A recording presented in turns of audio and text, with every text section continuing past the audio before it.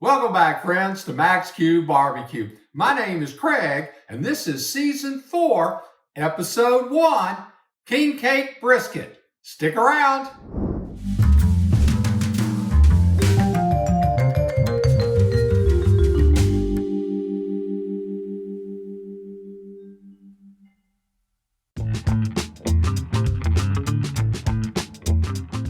In today's video, we're going to prep this Sam's Club Choice Black Angus Beef Brisket, 20 pounds, for a king cake party that's coming up in a few weeks.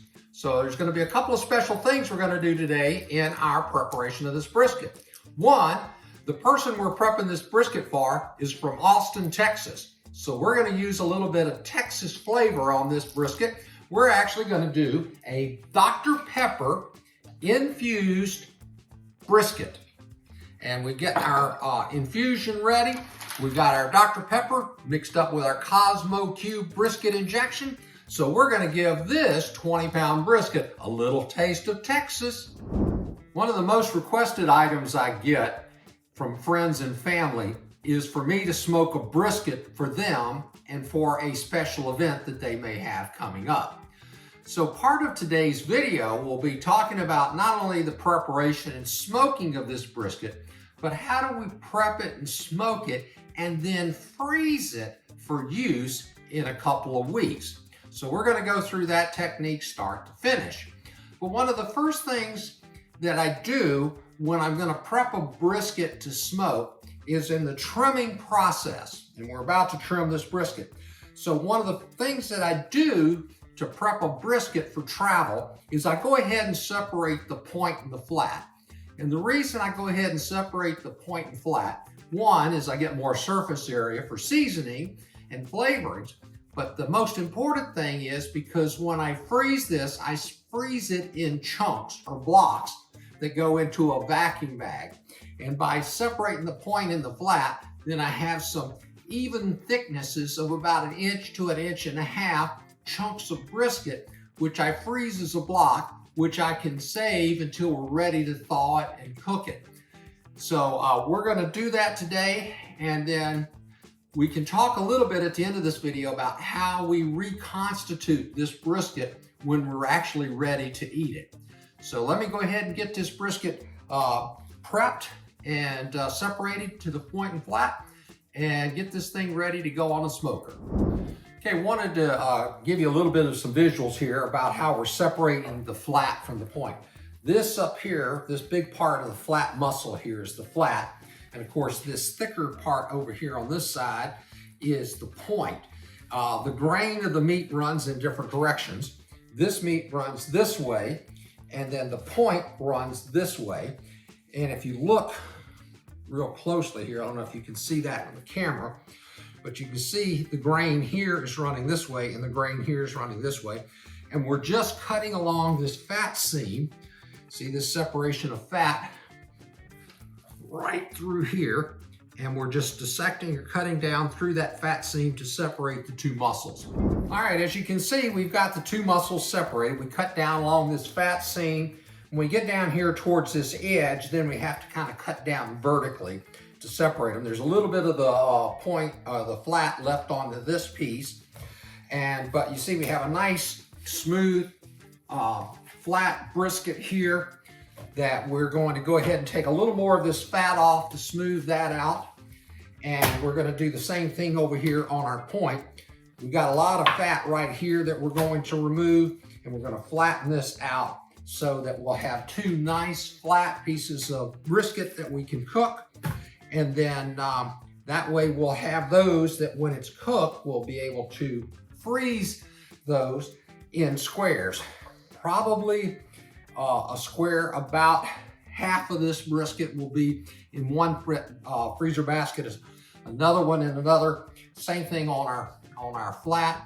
That way when we get ready to serve it, we'll take it out of the freezer, we'll thaw it, we'll slice it across the grain, lay it in one of our aluminum trays, pour our au jus that we collect later in this process over the brisket, put it in aluminum foil, stick it in the oven for about 175 degrees, and reheat this and it will taste like it just came off the smoker.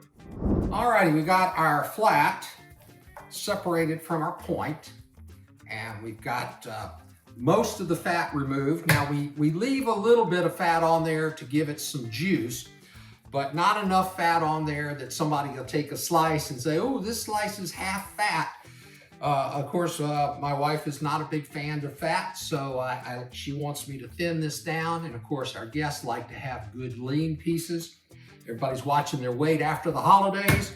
So we got most of the fat off of here, most all of the silver skin and stuff off of here. And so this is our flat, this is our lean piece of meat. We've also done the same thing to our point. This is our fattier meat, and if you can see the grain here, you can see there's a lot of interstitial fat, a lot of fat that's embedded in between the muscle fibers, which makes this what they call the moist, because it's always going to have a good amount of rendered fat in it. But we've got all the surface fat at least cut down to 1/8 of an inch, or between 1/8 of an inch and 1/4 of an inch, so that we, when we cook this and we go back in and slice it, our guest will be getting a nice slice out of it with just a little thin rim of fat on it, but plenty of flavor. Well, this was a 20-pound brisket, but it's no longer a 20-pound brisket. It's probably yielding about 12 to 14 pounds of actual usable meat. So you say, well, Craig, what do you do with all this fat? Well, over here, I have a tray of my fatty pieces that have a lot of meat associated with them. And I'm gonna make beef sausage out of it. And over here, I've got more of the fat that has the silver skin and those kind of things. And that I turn into dog treats. As you know, we have a lot of dogs in the neighborhood. I'll cube this up, put it on the pit, smoke it, render out the fat, and then remove the tallow, which you can save for cooking later. And then I'll take the solid pieces, the little cubes, and I put them in a little freezer bag, and then I save them for the dogs in the neighborhood. And they just absolutely love that fresh brisket dog treats. So we try to make use of everything that we have here. Sometimes it's a little hard. I can make a lot more sausage than I can brisket. The brisket goes faster than the sausage, but anyway, the sausage is really good. Okay, friends, we're ready to start injecting our brisket. We have our Dr. Pepper and our MaxQ original brisket injection mixed up here.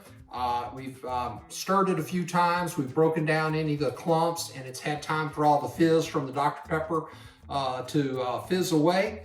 So now we're ready to inject our brisket. So we have our injector right here, along with our custom-made injector needle. And we're gonna go ahead and just draw this up into our injection syringe. And this is one of those graduated injection syringes. You often find these out on cattle farms, believe it or not. And the reason you find them on a cattle farm is when you're vaccinating a whole bunch of cows, you have this little dial here, and you can set your injection amount, and you go right down the chute injecting your cows, vaccinating them and so forth. So, but in this case, we're actually going to be injecting this with some Dr. Pepper and our MaxQs. What I like to do when I'm doing my injection is I like to follow the grain of the muscle, so the needle is actually following the line between the muscles. And then I come in from the end and I kind of go down through there, and then I just walk the injection out, just injecting a little bit at a time as I'm going through the muscle. Now don't inject all the way to the end, because it's going to end up squirting back all over you. And then I'm going to come over here about 1/2 inch, following that grain of that muscle, going all the way to the hilt, and then working my way out.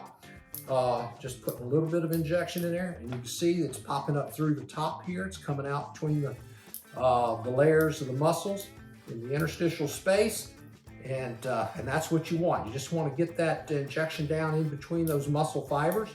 Don't want to necessarily cut through the muscle fibers. I just want to go down and around through the muscle fibers to get that injection in there, so that it will permeate around the muscle and retain moisture into that brisket as we're going to be cooking it.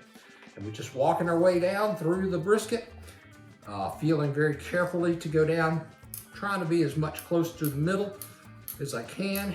You can feel it coming out underneath. And there you have it. That's how we do our injections. Our seasoning profile today is going to be a pretty basic Texas seasoning.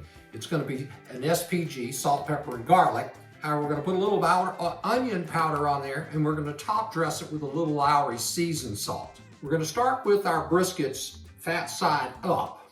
Now, some people will ask me, well, Craig, what are you using for a binder? Well, today we're not using a binder. Remember, we injected these briskets with our MaxQ and our Dr. Pepper. And you notice there's a little bit of that Dr. Pepper and MaxQ that's out and leaking out on top of the surface. That's plenty of moisture on the surface. In fact, I had to dry a lot of that moisture up with some paper towels because we didn't want it too wet. But that's plenty of moisture on the surface to bind our ingredients. We're going to start with our salt. This is just Martin's kosher salt, coarse ground kosher salt. We're just going to, about 10 to 12 inches above, go across it, and that's our base layer. And we got our base layer down. Then we're going to come back with our black pepper layer. Same technique. 10 to 12 inches above gives you a nice spread out dusting of your seasonings and flavoring.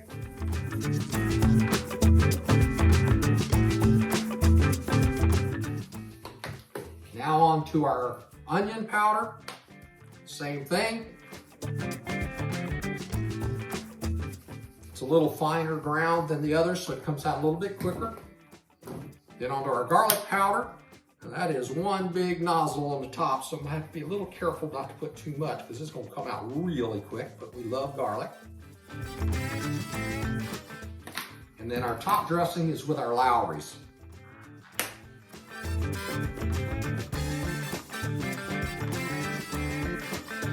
Alrighty, we're gonna flip these over, get the other side. We're also gonna get the edges, so we'll have it, all of our rub all the way around our briskets.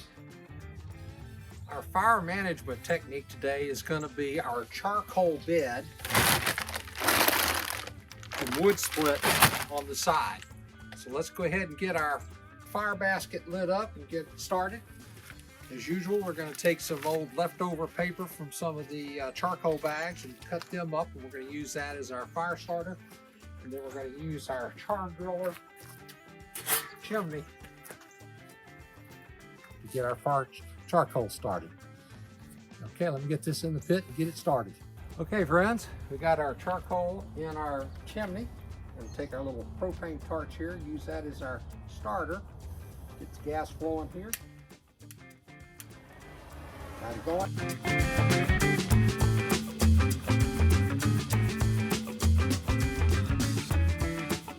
And that's it. We'll come back in about 20 minutes. All right, friends, about 30 minutes have passed, but our charcoal chimney hasn't quite reached the top. So we're going to give it another 10 minutes to make sure we get all that charcoal ignited and heated up. It's a pretty cold day. You can see the snow on the ground. So it's not heating up quite as fast as it might do on a hotter day. All righty, friends, you can see our charcoal on the top starting to turn white and heat up. There's a little cherry sawdust mixed in there that I'm just trying to get rid of. So we're going to go ahead and lift this basket and dump it. To lift and dump our basket, we want to make sure we close our door here. We don't want our charcoal to fall out onto the ground. And I've got welder's glove on here because this is all very, very hot.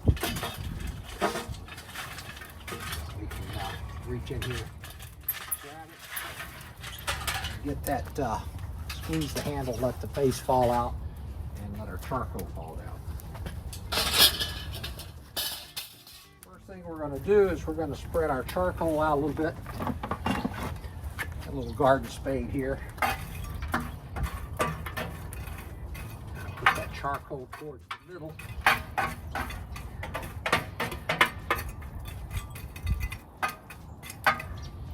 And then we're going to put some wood splits on there so that we can start getting our wood. We have a couple of wood splits here. These are our pecan wood splits. You see we got some pecan bark arm. I'm going to lay these parallel to the length of the cooking chamber with the thin edge towards the charcoal so they can go ahead and catch fire and start igniting and building up our heat. We'll bring the camera over to let you see that. Okay, now you see how we got our wood splits laid in there. I'm going to lay a couple of other short splits on top, give it a little bit of a chimney to get a fire bed going so we can use that to heat up our pit. Okay, there's our cross splits on top of our full length firewood splits. These are full lengths cut in half and then split. I like to use smaller wood splits on this smaller 1957. But our goal here is to get a good fire going and get a good charcoal bed built, which will sustain our fire throughout our cook today. While we're waiting on our pit to warm up, we're going to go ahead and take our sausage trimmings and we're going to go ahead and prep them. So what we're going to do is take and cut them up into little cubes, and then we'll freeze them for the day when we're going to actually make our sausage. So you can see there's some meat, a little bit of fat. So this is what we're going to cut up and use for our sausage. But we're not going to make sausage today, so we need to prep it and put it in the freezer. It has been about 10 minutes and our splits are burning really, really good. So now we're going to close up the pit and let that heat up the cooking chamber and get everything inside the cooking chamber heated up. To heat up the cooking chamber, we've opened the butterflies about 1/3 or about 1 inch at the widest, and that should let plenty of air flow through the door there and into the chamber to heat up the chamber. We've closed off our cooking chamber and we've opened our stack damper wide open. We want full airflow, full heat flow. Let that chamber and steel heat up and get ready to put our meat on. To close up the gaps around the door so I can actually control the amount of airflow when I want to control the temperature, I have a little wedge here, which I call my door wedge. Real fancy name there. But anyway, what this does is it closes down the gap between the door and the firebox, and so I can actually fine-tune control the airflow through the dampers. Well, it's only been a couple of minutes since we closed the pit up, and you can see that the temperature is coming up nicely. We're at about 225, coming up towards 250 degrees. Once the pit temperature stabilizes around 300, I'll start closing down the air damper on the firebox to bring the temperature down to the temperatures that I want to run for smoking my brisket. And I'm going to try to run around 250 degrees during the day to smoke the brisket. Not too hot. I don't want to burn too much into the bark, but just enough so it can take on a good layer of smoke.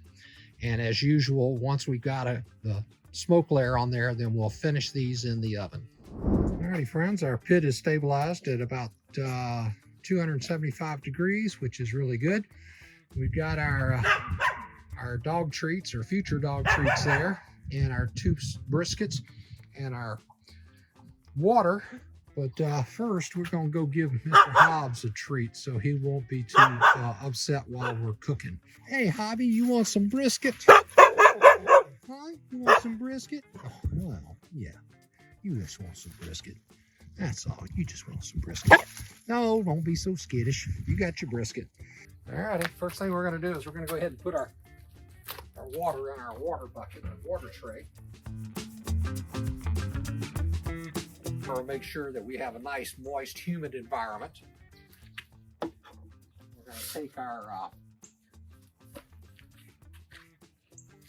brisket trimmings that we're going to use for dog treats, and we're going to put them right there. Now, this is a hot spot for the fire, so by putting our brisket trimmings there, we'll help to diffuse that heat and make the smoke flow up and around. Then we're going to take our flat. This is our flat. Put it down here at the far end of the pit because it's thinner.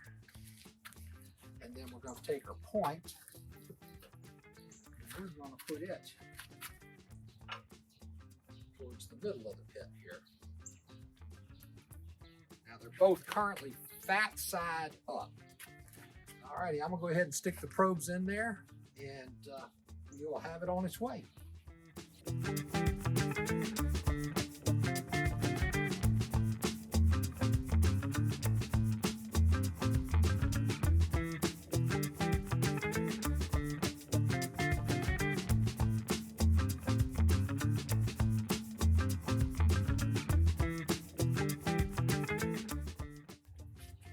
We're on our way. Hey friends, we need a little fire management checking here. Got our meat on the grill. It was up at 250, 300. It's kind of cooling off a little bit. So we're going to check the fire. You see our center layer of splits there have broken down. So we're going to go ahead and break them down.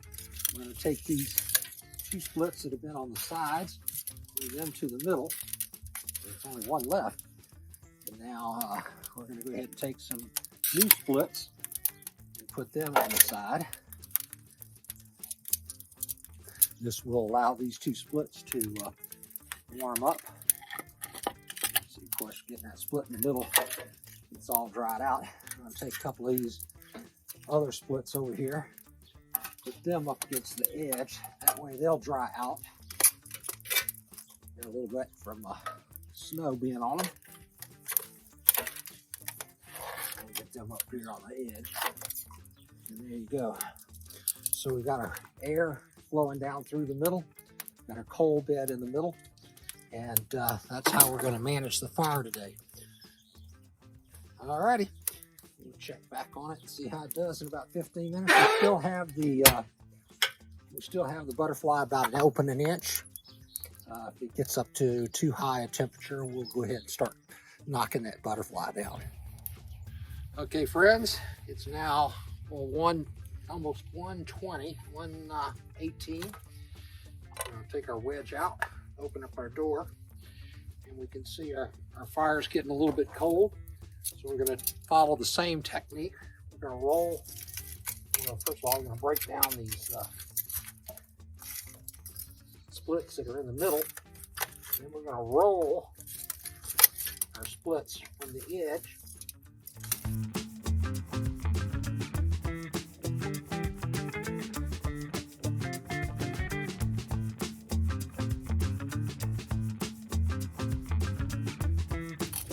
The temperature is, of course, skyrocketing right now. And I just want to get these splits in there on the side so they'll be drying out. And I'll roll this one a little bit. There we go. Now we'll close this back up. Get our air shut down a little bit so it doesn't get too hot. That'll help moving that damper. All right, so we cut down on the air because it takes air to burn, and we got plenty of fuel in there, so we want it to burn clean, but we don't want it to burn too hot. So we want to slow the combustion down, and that's the way we do it. We've got a hot fire, just a slow flow of air, and we'll have a nice clean fire. All right, friends, it's time to check in on our fire. It's been about a half hour since we last checked it. And we're going to go through the same process of stoking things up. Work that fire in the middle there.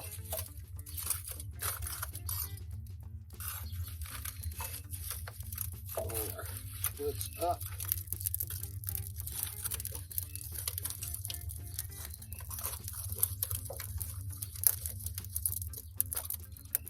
I'm going to go ahead, like I've done previously, add some splits over to the sides. And then, of course, we keep the fire in the middle. It's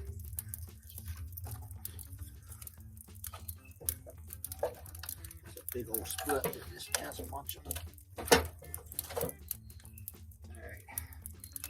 So it's going to shoot up the temperature. Close it down.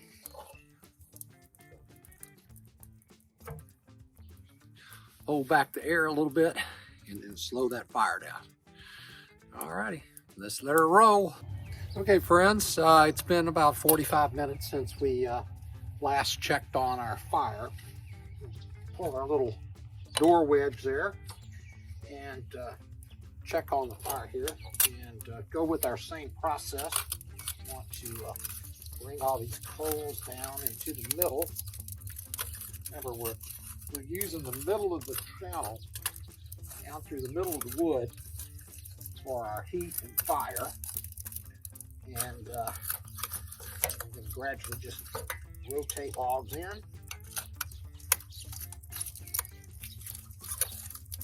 To the center. And we'll close it back up so that we don't get too much air, too much burn. Those logs are hot. The coals are hot. We're using the air to control the rate of burn. So air plus fuel equals fire. And you can control your rate of burn by controlling your fuel, or you control your rate of burn by controlling your air.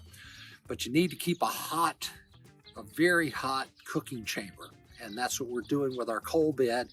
And by keeping the coals consolidated towards the middle, we're keeping that hot spot right down the middle. Our air is flowing through the middle and then right back into the cook chamber. So that's our practice today in thermodynamics of controlling our smoker today. All right, friends, just wanted to show you real quick that I just flipped over the briskets. They've been on the pit a little over 3 hours, and the dog treats are rendering down, and everything's looking good. Welcome back, friends. It's been an hour since we flipped the briskets over and fed the fire. So let's take a look. We probably need to do a little fire management here. So let's take a look. Yep, looks like our splits in the middle are starting to break down.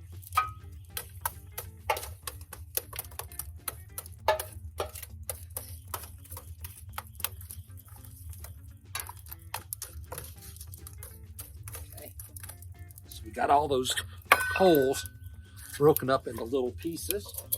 Now we're going to roll the splits that have been drying out towards the middle. This one's actually over here is broken down a little bit more than expected, but that's okay.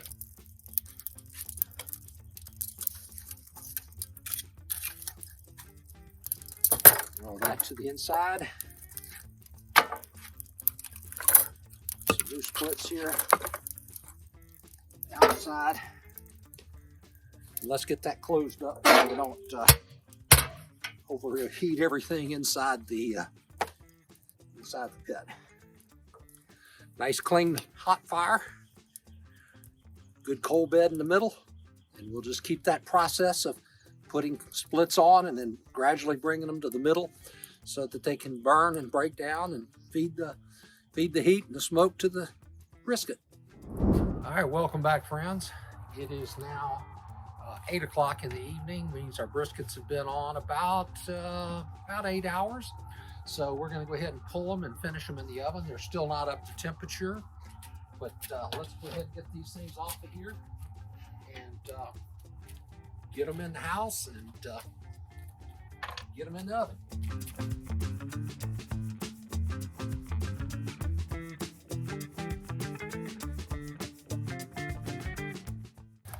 There's our point.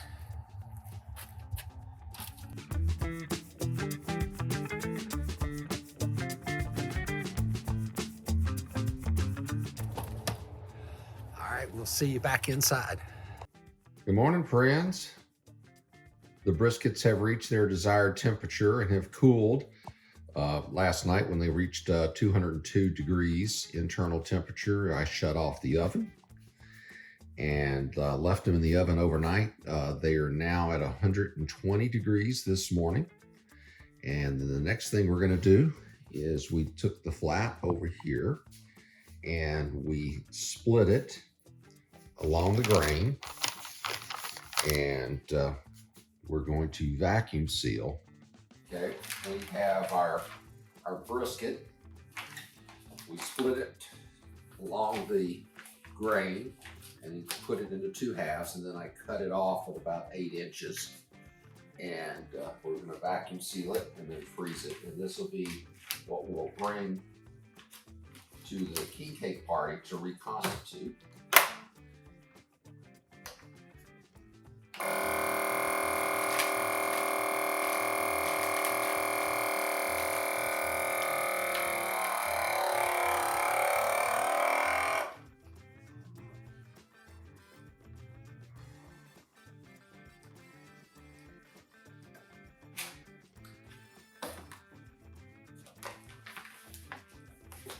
There you have it, folks.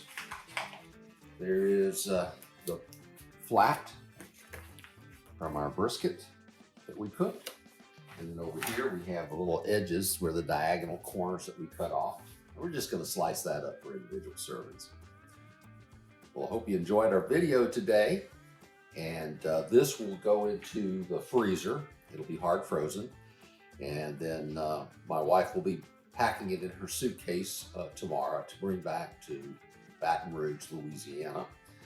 And then on Mardi Gras, they'll have a king cake party. And they'll take the juice, which we have over here.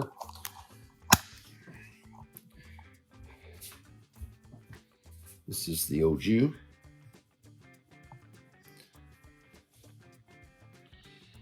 And we'll take the au jus and put that in a tray just like that one, and we'll slice up the brisket. Slice this up across the grain, lay it in the aluminum pan, put juice in it, put in the oven, and reconstitute it.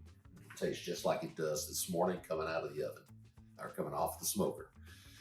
Alrighty, I'll try to get some pictures of them pulling it out, but not sure that's going to happen in a couple of weeks. I'm not sure how that's going to fit, whether we're going to get that into this video or not. But I'm going to try. If not, this might be the ending. Be sure to like and subscribe. Okay, folks, just want to show you.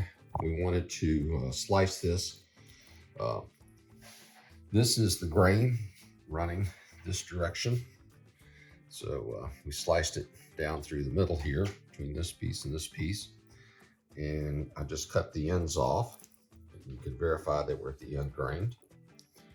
And now we're going to freeze this block and this block, and then we'll sample this block over here. Sorry about my poor video this morning. Alrighty, we pour off the au jus into these food containers, and when we thaw out the brisket, we'll pour one of these in the base of the aluminum pan.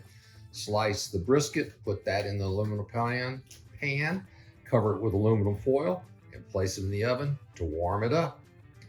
And then it'd be just like it came off the smoker this morning.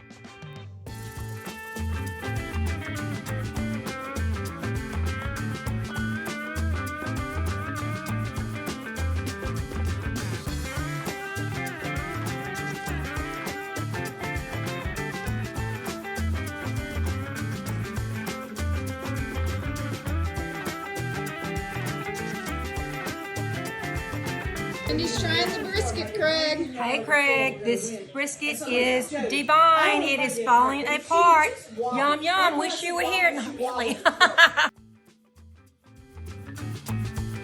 The king cake brisket is excellent. The most tender of all he has made so far. Perfect. Thank you, Craig. I hope everybody enjoyed our video today. Be sure to like and subscribe. Thanks for watching.